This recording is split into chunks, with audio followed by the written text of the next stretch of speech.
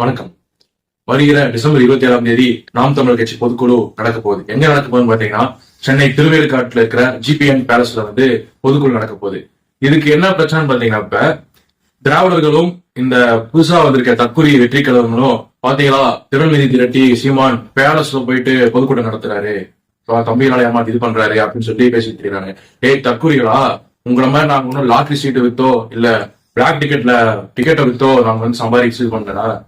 சொந்த காசுல ஒரு கட்சியினுடைய பொதுக்கூட்டம் நடக்க போது. நாம் தமிழர் கட்சி சொல்றது தமிழ்நாட்டில் ஒரு 3வது பெரிய கட்சி.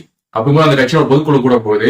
4000 முதல் 5000 பேர்கள் கூடுவாங்கன்னு சொல்லப்படுது. அப்போது அதற்கான இடத்த நாங்க தேர்வு செஞ்சுதான் ஆகணும். வர்றவங்க எல்லாருமே முதல்ல எவ்வளவு வந்துருவாங்க, அவங்களுக்கு தனி மண்டபம் வைக்கணும்.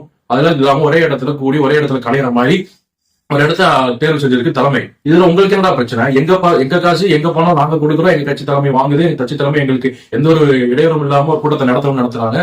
அது உங்களுக்கு என்ன வந்துச்சு? இப்படியே கதறி சாவுங்க. கண்டிப்பா இதை விட பெரிய இடத்துல கூட லீலா பேலஸ்ல கூட எங்க பொதுக்குழு நடக்கும். உங்களுக்கு எரிஞ்சா நாங்க பொறுப்பில்லை. நன்றி.